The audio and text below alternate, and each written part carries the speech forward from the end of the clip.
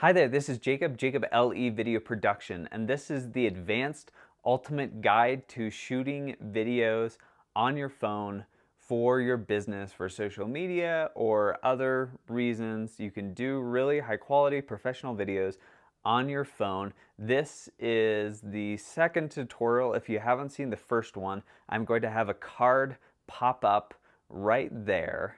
And some of these will require a little bit of money. There are a number of free things that I am going to go into. And for the basic upgrades, I'm going to keep those under $100 total. And for the really advanced, if you want to go crazy, there's a few that cost around $300 in total. You may be able to hear an ambulance in the background. I am going to wait to continue. That's something you want to be listening for. If you really want, you can have headphones and be monitoring what you're hearing. Anyways, you can see that both of my hands are completely free. And that is because I'll show you a reverse shot of the setup I have going on. This actually holds your phone in place. So I have it on a light stand. You could also do it on a tripod. A light stand is nice because you can, just twist a knob and set the height rather than having your three tripod legs that you have to adjust every single leg individually. It's also easier to have it be exactly straight up, if that makes sense. With the tripod legs, sometimes it's more challenging to balance it out so it's not, pointed, so one leg is not higher than another leg. So I will link you on some very affordable options. You do want something that's at least somewhat sturdy. You don't want your phone getting cracked and smashing to the ground, especially if you're outside and it is windy. And the second thing I have going on is I have two light sources in front of me, and they're at like 45-degree angle, so they are lighting my full face. Now it's a tiny bit orange because it is daylight right now, but I don't think it looks too bad. This is a perfect setup at night. During the day it may be good just to kind of get in front of a window and use that light source. But this gives you more flexibility with where you are. I could move those two lights to a different area if I want to be, on the sofa or not be restricted by exactly where the window is. And, for me, if I'm on the sofa, there's the big window to the side. It's going to put all this light on this side of my face and none on the other side. So I could potentially run the two lights, put them on a table, and then try to cover up some of the window light to make it more even like this. Now you don't have to.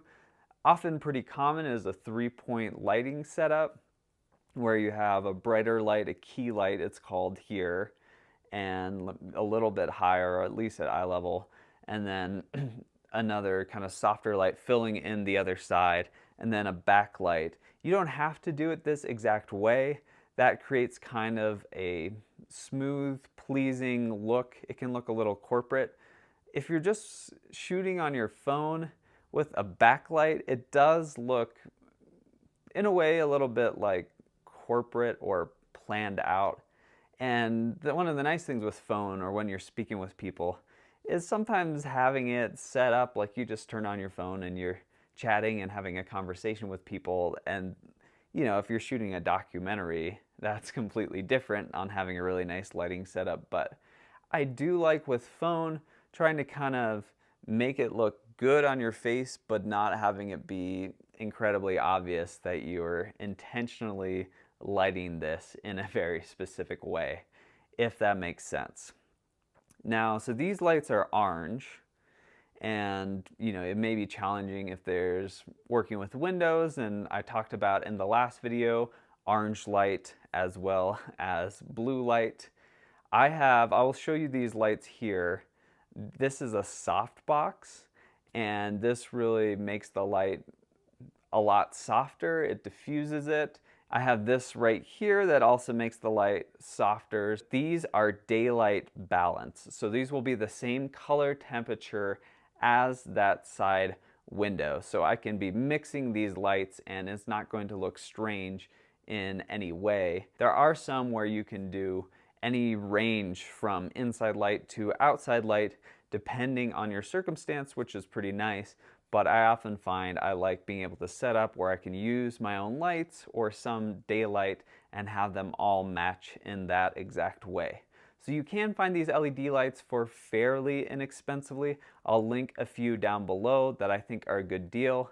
And yeah, if you want that smooth, flat look, you do want to find a way to diffuse the light a little bit, make it a little bit softer because it can be a little bit harsh. But if you're going for a stylized look or something that's less just, you know, smooth and solid, that could absolutely be something. You don't have to perfectly follow these exact lighting setups. They're kind of guidelines and something that looks generally flattering for most people, especially women tend to prefer, you know, where you have the soft, even light. It shows off shadows or wrinkles or things like that, less so. So let's get into some sound upgrades. So a mic like this plugged directly into your phone is going to be a huge sound upgrade. We talked about that before. It's closer to your mouth. It's going to be a lot higher quality than the built-in one. You also don't have to worry about your thumb potentially covering up the mic and just ruining your sound. But something we can do, if you use a separate recorder like this, you can actually monitor it really well using your ears. And with mics, this is a little advanced, but preamps, it's basically boosting the mic signal without adding a lot of noise. So a device like this, I can plug my microphone into it and it makes the sound even better quality, and you can set the exact mic levels, which is very important. It's great for getting amazing quality sound. So that'll make the audio quality even better. The one that I have, it actually is a wireless thing. So you could be recording into the box and be 20 feet away from it. So if you're recording an event, you can have your audio and be listening to it and be 20, 30 feet away. Now this does come at a price per mic. Generally, even a decent quality one is like $400. You don't want to go way cheaper because otherwise that wireless signal is not going to be reliable. That's not any good. But if you're a small business, you're getting started, it is a huge upgrade to be able to have a mic you plug directly in. So you'll have to be close to that box because you have to run it directly in. You can't send it wirelessly, but that is a lot more affordable. So a good one like this you can find for like $150. So it is a little more expensive, but it helps so much with getting good audio quality, and I love being able to monitor it and hear it. This will be recording the audio separately, so it'll be writing the audio files to a separate recording device, which when you are editing, you will sync those two and use the higher quality audio. It can be a little bit nice where you have two potential sources, so if I like bumped this by mistake and messed up a take in that way, I could go back and use the audio that the phone recorded. It wouldn't be quite as good, but it's better than audio which is, you know, ruined when I bump this. So it is a nice backup when you're choosing that. The other thing is you don't want your audio to sound too echoey when you're filming. So this room isn't perfect, but I actually got these nice blackout curtains to help cut out some of the light and absorb some of the sound. And then I will bring down and add some pillows or even towels or things like that that will create less echo in the room. Here is another thing. I have foam board. It just helps dampen the sound. It would be higher quality audio if you're recording like in a closet or something like that, where there's a lot of clothes around and things like that. But for shooting yourself on video, you often don't have the same level of flexibility, and it would be weird if you're talking to your audience while you're hanging out in the closet. All right, so now let's get into a little bit of editing. You can do some very basic editing on your phone just with the built-in features. You can set the in point or where the clip starts and where it ends. And if you download an app, I'll give some examples on the screen of some apps that you could potentially use, you can actually combine clips together and do some editing. And that way, even YouTube allows you, when you upload, to kind of cut it up a little bit and make some changes to it. So those are free options that you can do exclusively on your phone without having to transfer the footage to your computer and work with an editor. If you do want to add different titles or music, there are some apps you can do that, but I really like transferring it because you just have so much more flexibility and control. I'm going to have cards come up. I'm going to show you how you can take your files from your phone and put them on your computer, and then when you're done editing, how to get them back on your phone if you want to post to Instagram or have them on your phone. It's a fairly easy process. There are a lot of free editors out there, and iMovie is a really good one if you're on a Mac. There is also DaVinci Resolve or some other fairly inexpensive ones like Corel Studio. So these are really cool tools where you can be editing your videos, and if it's an important video, if it's an introduction to yourself or something like that, it could be worth actually editing these videos together. I am going to do a future tutorial where I walk you through the entire process of cutting this up and what that's like. It's not quite as hard as people realize, but if it seems really overwhelming, often like working with a professional like myself, it's a lot more expensive to hire me to bring out all my fancy studio equipment and come out for the entire day and edit that footage with nice cameras and things like that. If you just text me clips, I can edit them really quickly and really inexpensively. There's been some I've been able to edit together in like 30-40 minutes, which is very inexpensive for people. So that's something to look into, even if it's not me, checking with people on how quickly and efficiently they could edit things, because if you shoot it yourself, it's so much cheaper to have someone else edit it.